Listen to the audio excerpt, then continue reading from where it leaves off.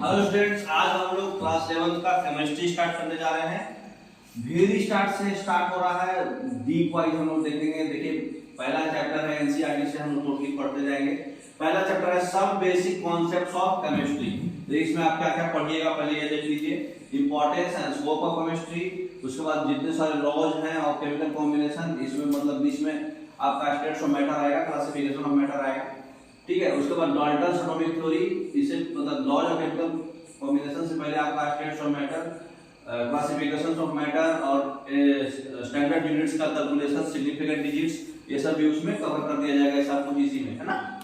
उसके बाद Dalton's atomic theory, atoms and molecules, atomic and molecular masses, mole concepts, molar masses, percentage, composition, empirical formula, molecular formula, chemical reactions, stoichiometry और calculations based on stoichiometry. Total इतना topics आप chapter number 1 में पढ़ोगे। Okay, देखिए तो आज की class में हम लोग पढ़ते जाएंगे बारी बारी से characteristics of particles of matter, states of matter और प्योरिटी ऑफ मैटर, है ना। तो सबसे पहले हम लोग देखिए characteristics of particles of matter पढ़ते जा रहे हैं। ओके, तो सबसे पहले क्या है, कैरेक्टरिस्टिक्स समझने के लिए सबसे पहले समझना पड़ेगा कि मैटर होता क्या है। तो कोई भी चीज जो स्पेस ले और उसका खुद का मास हो, उसको हम लोग मैटर बोलते हैं। Everything which occupies space and has मास। देखिए आपको दिखाया हुआ है मैटर में आपका देखिए स्टेट्स ऑफ मैटर जो है अलग अलग होता है, जैसे सॉलिड, लिक्विड, गैस का दिखाया हुआ है। तो सॉलिड को अगर हम मेल्ट कर देंगे, ठीक है, तो लिक्विड बन जाएगा, ठीक है। अगर फ्रीज कर देंगे तो वो सॉलिड बन जाएगा, ठीक है। तो मेल्टिंग और फ्रीजिंग सॉलिड और लिक्विड में होता है। और लिक्विड और गैस में देखिए पार्टिकल्स जो है इसमें बहुत टाइटली पैक है, मतलब ये सॉलिड है। थोड़ा लूजली पैक है, मतलब ये लिक्विड है। बहुत ही फ्री है, मतलब ये गैस है। तो अगर हम लिक्विड से मेल्ट फ्रीज कर दिए और मेल्ट कर दिए, ये हो गया आपका सॉलिड लिक्विड में रिलेशन। उसके बाद जो है लिक्विड और गैस में रिलेशन होता है इवेपोरेशन और कंडेंसेशन।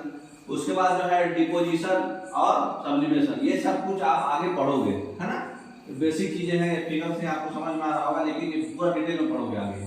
देखिए आगे क्या क्या होता है, पहले ये समझिए कि सबसे पहले ये सब्सटेंस बताइए कि कौन सा सब्सटेंस इसमें मैटर नहीं हो सकता है। मैटर के लिए भी क्या बताया, जिसका स्पेस ले, कुछ स्पेस ऑक्युपाई करे और मास हो।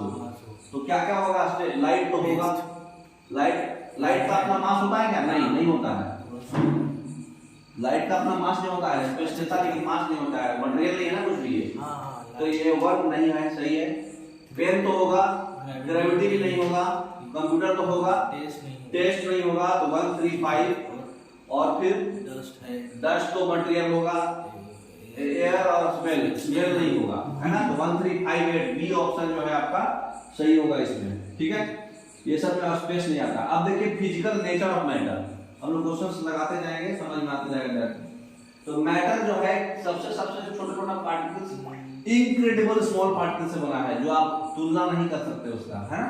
तो जैसे सॉलिड है, लिक्विड है और गैस है, छोटा पार्टिकल से सब बना हुआ है, ठीक है।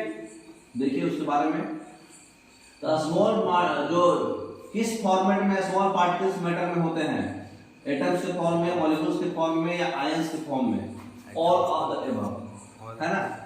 तो मैटर में सब कुछ रहता है, छोटा पार्टिकल सब कुछ। ये आप क्वेश्चंस के जरिए आप पढ़ भी लिए, है ना। अब आइए characteristics of particles of matter, ठीक है। तो देखिए पार्टिकल्स ऑफ मैटर के पास स्पेस होता है। अगर स्पेस बहुत ज्यादा है तो गैस है, थोड़ा कम है तो लिक्विड है, कम स्पेस है तो सॉलिड है।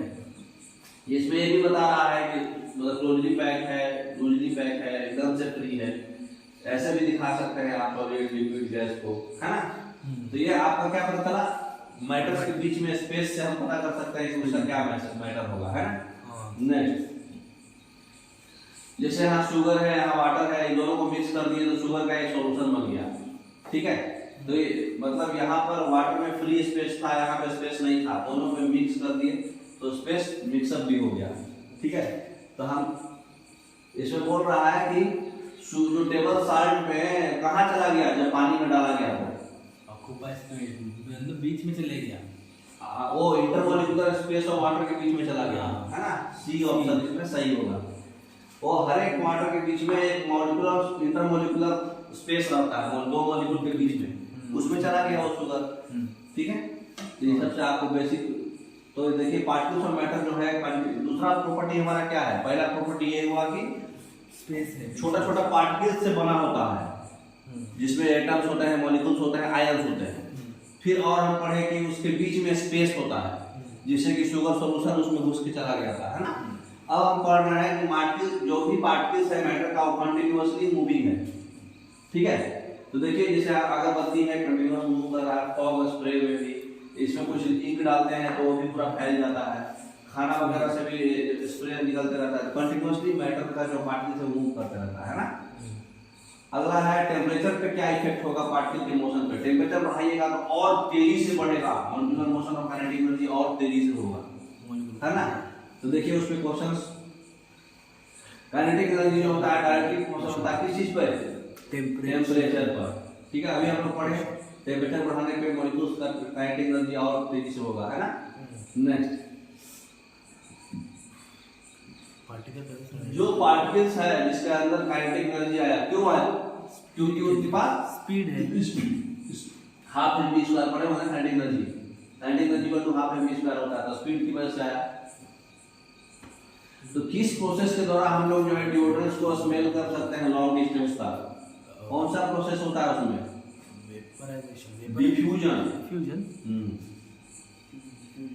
क्योंकि वो हम लोग लॉन्ग डिस्टेंस तक वो डिफ्यूज होते जा रहा है, कंटीन्यूअस मूव होते होते। अच्छा, डिफ्यूज। ठीक है ना, इसलिए हम लोग लॉन्ग डिस्टेंस से स्मेल कर पाते हैं। अब ये बोल रहा है कि 3 वेसल्स है ए बी सी, जिनका एनर्जी है A D A E B E C, अब उनका temperature D A T B C है 3 वेसल्स में। तो बताइए, तो टेम्परेचर ज्यादा तो काइनेटिक एनर्जी ज्यादा, तो ए का एनर्जी ज्यादा है तो टेम्परेचर भी ए का ज्यादा होगा। ठीक है, कौन सा टर्म है आपका, ये बी ऑप्शन, ए का ज्यादा, बी का ज्यादा, सी का ज्यादा, बी ऑप्शन सही होगा, है ना। Greater the kinetic energy, gas जो है वॉल ऑफ द कंटेनर पे प्रेशर एग्जर्ट करता है, क्यों करता है, क्योंकि पार्टिकल्स का साइज कम होता है, कोलिजन होता है, पार्टिकल्स, हाँ कोलिजन होता है पार्टिकल। ठीक है, पार्टिकल्स और कंटेनर के वॉल पे कोलिजन होता है। ठीक है, बी ऑप्शन। अब जो है पार्टिकल्स का जो मैटर है एक दूसरे को अट्रैक्ट करता है, जो अट्रैक्शन होता है सेम सब्सटेंस में उसको कोहेजन बोलते हैं, और अगर डिफरेंट सब्सटेंस में फोर्स ऑफ अट्रैक्शन होगा पार्टिकल्स के बीच में तो उसको एडेजन बोलते हैं। जैसे यहाँ एडेजन और कोहेजन, देखिए ये दोनों आदमी सेम है, यहाँ पे आदमी बदल गया, ब्लू है खड़ा है तो ये एडेजन हो गया, समझ में आ रहा। तो इसमें बताइए कि किस स्टेट्स ऑफ मैटर में ज्यादा इंटरमॉलिक्यूलर फोर्स ऑफ अट्रैक्शन होगा, चाहे inter particle force of attraction होगा। सबसे ज्यादा सॉलिड होगा क्योंकि टाइटली पैक है, पास में कोहेजन ज्यादा होगा, है ना। नेक्स्ट, अब क्वेश्चन है कि एडेजन फोर्स किसके बीच में होता है, डिफरेंट टाइप ऑफ पार्टिकल्स में होता है, कोहेजन सेम में होता है ना। नेक्स्ट, अब क्वेश्चन पूछ रहा है, अब हम लोग पढ़ेंगे स्टेट्स ऑफ मैटर, जो हम लोग अगले वीडियो में पढ़ेंगे। ओके, आज के लिए इतना ही, थैंक यू।